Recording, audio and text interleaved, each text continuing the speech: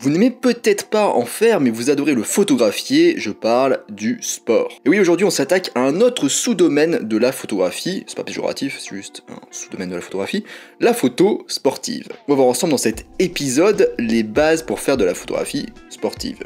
Quel matériel, quels réglages, comment se positionner et plein d'autres questions que nous allons voir ensemble. Allez, en avant, Guingamp. Avant de commencer, je vous rappelle que sur mon site photomaniac.fr, vous pouvez accéder à ma formation gratuite sur les bases de la photo. Et sur ce même site, vous pouvez retrouver l'article complet, parce que là je vais juste parler d'une petite partie, donc mon article complet sur le sujet de la photo sportive. Alors on commence par le matériel pour la photo sportive. Alors les événements sportifs se déroulent parfois en extérieur, parfois en intérieur, parfois le soir, parfois voire la nuit ou en journée, avec un éclairage artificiel ou sous un grand soleil. Il peut aussi pleuvoir, ou pas. Bref, du coup, vous l'aurez compris, pas vraiment évident de déterminer le meilleur matériel nécessaire, mais voici quelques pistes. Pour le boîtier, il y a plutôt 4 caractéristiques qui vont nous intéresser pour la photo sportive. Donc déjà, une vitesse de mise au point rapide, et oui, parce que si le temps de faire la mise au point, l'action est déjà passée, ça sert pas à grand chose. Ensuite, autre caractéristique à rechercher, c'est un nombre d'IPS, donc d'images par seconde, assez important. Donc ça veut dire jusqu'à combien de photos par seconde peut prendre votre appareil photo en mode rafale, parce que bien souvent, du coup, en photo sportive, on a tendance à mitrailler une action, mais j'en parlerai plus tard. Donc c'est bien d'avoir un IPS assez élevé pour avoir pas mal de photos sur quelques secondes. Ensuite, niveau capteur, donc l'avantage d'un 24x36, donc full frame, c'est que vous aurez plus facilement de meilleurs résultats en basse lumière, donc c'est utile si vous faites de la photo sportive de nuit ou en intérieur notamment. En intérieur, c'est très difficile de faire de la photo sportive en plus. Mais les capteurs plus petits vous permettent aussi d'augmenter artificiellement du coup votre distance focale, donc vous êtes plus proche de l'action, donc à vous de choisir. Les capteurs plus petits, c'est les capteurs du coup APS-C en dessous de 24x36. Enfin, la dernière caractéristique qu'il faut regarder, c'est que les paramètres de réglage soient atteignables facilement et rapidement sur les boutons du boîtier.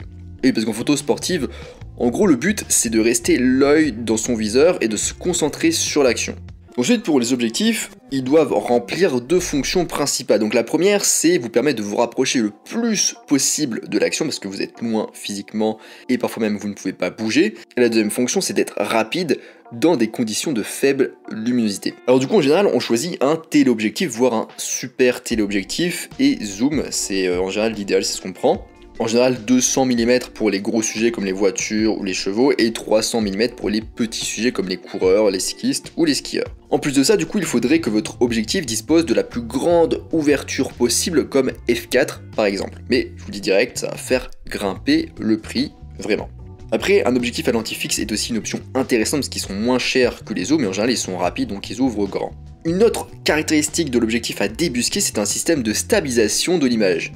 Donc par exemple IS, VR ou OS en fonction des marques, ces systèmes réduisent les vibrations et le tremblement de l'appareil photo afin de conserver des images nettes. Et c'est particulièrement utile avec les longs objectifs qui sont très sensibles à la moindre vibration. Et du coup c'est très utile pour les actions rapides d'un match parce qu'on va pas arrêter de bouger l'appareil photo et donc du coup il y aura pas mal de vibrations. Ensuite, autre chose à voir niveau matériel, donc un trépied ou un monopied. Vous ne pourrez pas vous passer d'un trépied robuste, surtout si votre objectif est massif, ce qui est souvent du coup le cas des téléobjectifs et encore plus des super téléobjectifs. Vous obtiendrez des photos plus nettes en utilisant un trépied.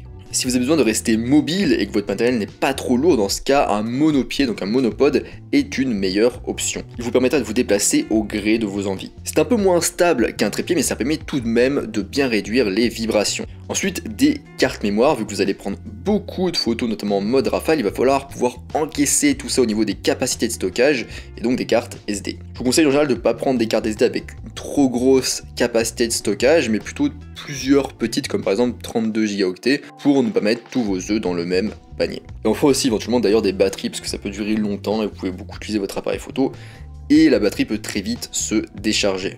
Maintenant, autre point, quel réglage pour la photo sportive? Alors, les photos sportives sont difficiles à prendre en photo pour 2 raisons principales. La première raison, c'est la distance sujet-appareil photo qui change constamment, ce qui rend difficile la mise au point. La deuxième raison, c'est le fait que votre sujet soit en mouvement, ce qui rend l'exposition difficile. Et en plus de ça, le sujet peut passer dans des zones plus ou moins lumineuses, plus ou moins rapidement. Donc au niveau du mode de prise de vue, on va être en priorité à la vitesse, car notre sujet est en mouvement, et on va vouloir principalement jouer sur le fait de figer le mouvement ou non. Donc on va avoir un temps de pause plus ou moins court. On va jouer du coup principalement sur ce réglage. Vous mettre du coup aussi en mode semi-automatique vous permet d'être très réactif sur vos réglages. Vous tournez simplement la roue pour changer le temps de pause et l'exposition est calculée toute seule. Ensuite, au niveau du collimateur, on choisit le collimateur central unique. Il permet généralement une mise au point plus rapide. En photo sport, on n'a pas le temps, il faut faire vite. Alors, parfois, on peut mettre aussi les collimateurs en zone, qui normalement marchent pas trop mal pour les sujets en mouvement. À tester. Au niveau du mode d'autofocus, il sera en mode continu pour pouvoir faire la mise au point en continu. En fait, on fait ça pour éviter que la mise au point ne se bloque pendant le mouvement du sujet, et du coup, la mise au point serait bloquée, ne serait plus bonne vu que le sujet bouge. Forcément, la mise au point n'est plus ok par rapport au sujet. Donc, tant qu'on maintient une demi-pression sur le déclencheur, la mise au point se fait, c'est le principe de ce mode. Une autre solution, la meilleure, c'est de mettre la mise au point sur le back button de votre boîtier, et j'en parle notamment dans ma formation gratuite. Ensuite, le mode rafale, donc simplement parce que tout se passe très rapidement, et le mode rafale permet de capturer en une pression toute une action en faisant une série de photos qu'on triera par la suite. Donc ça nous intéresse vraiment, ce mode d'acquisition. Ensuite, autre point, quelle exposition pour la photographie sportive?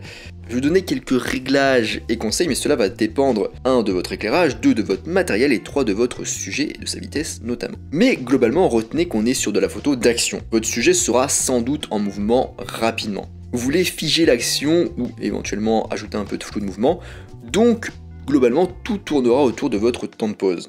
Au niveau du temps de pause, du coup, pour arrêter une action, il faut un temps de pause court. Pour éviter le flou de mouvement, essayez entre 1/500 de seconde et 1/1000 de seconde.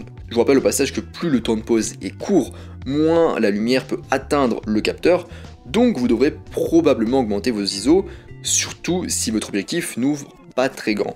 Niveau d'ouverture, plus l'ouverture est grande, donc plus le nombre F est petit, plus la lumière passe et plus le temps de pause peut être court, et donc permet de figer un mouvement rapide. Chaque objectif a une ouverture maximale qui limite la quantité de lumière captée. Certains zooms ont même une ouverture variable, donc ils n'ont pas la même ouverture maximale en fonction de la distance focale choisie. Vu que vous êtes en mode priorité au temps de pause, l'ouverture se réglera toute seule, veillez si possible à ne pas ouvrir au-delà de F4. Au niveau des ISO, donc un réglage ISO en général élevé entre 1600 ou 3200 permet d'utiliser un temps de pause plus court ou une plus petite ouverture. Sur le capteur APS-C, donc plus petit que 24x36, essayez de ne pas dépasser les 800 ISO ou 1600 ISO maximum.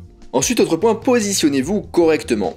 Pensez à l'endroit où l'action se déroule le plus souvent dans le sport que vous photographiez. Donc tout l'intérêt d'ailleurs de connaître un minimum le sport photographié. Dans certains sports, vous pouvez saisir l'action qui vient vers vous, si vous êtes bien placé. Parfois, le haut des gradins est le meilleur endroit pour prendre des photos, car cette position vous permet d'avoir un angle de vue surélevé sur le terrain. Et c'est notamment très pertinent pour les sports aériens comme le volley par exemple. Ce qui est bien lors des événements amateurs, c'est que vous pouvez souvent vous déplacer librement et essayer différents endroits. Essayez de quitter les gradins et de zoner sur la ligne de touche par exemple. Vous serez ainsi plus proche de l'action, mais vous aurez aussi l'avantage d'être au niveau du regard des joueurs. Et oui, l'eye contact, c'est important. Généralement, en photo sportive d'humanoïde, retenez que si le visage de votre sujet peut être visible, alors il doit l'être. Tout ce qui va de la position latérale à la position frontale fonctionne bien, et une position intermédiaire de 3/4 donnera une meilleure impression de profondeur. Par exemple, les voitures de course peuvent être superbes prises de face, tandis que les sujets étroits comme les chevaux, les poneys, les vélos ou les motos ne remplissent pas suffisamment le cadre de face. Il est donc préférable d'essayer de photographier ces types de sujets de côté, légèrement de côté ou de 3/4. Bien sûr, il y a toujours des exceptions à la règle, les motos et les voitures de course sont souvent très belles vues de derrière. Réfléchissez aussi à votre composition, l'arrière est-il encombré? Si c'est le cas, essayez de vous déplacer, toute sécurité toujours, vers un autre endroit avec un fond moins distrayant, visuellement plus épuré.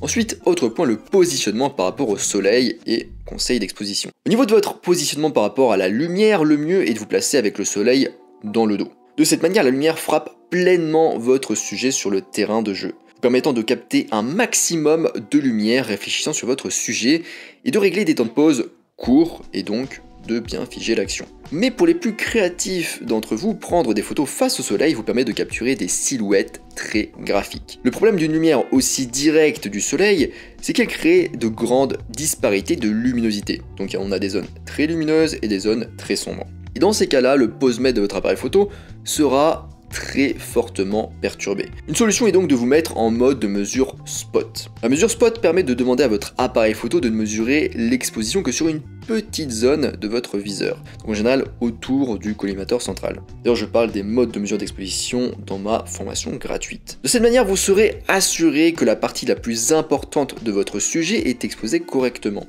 en la visant donc. En général, il s'agit donc du visage. Donc comment faire? Vous mettez déjà en mode de mesure spot, donc c'est le mode de mesure avec un petit cercle au centre en général. Vous faites ensuite la mesure de l'exposition sur le visage, donc vous faites une demi-pression du déclencheur. Ensuite vous bloquez l'exposition, donc avec un bouton sur Canon par exemple c'est l'astérix, sur Nikon c'est un bouton du style AEL ou un truc comme ça. Ensuite vous allez recadrer donc comme vous le souhaitez et vous allez déclencher. En utilisant du coup la mesure spot comme ça, d'autres zones autour de votre sujet seront probablement trop lumineuses ou trop sombres et donc sans détail.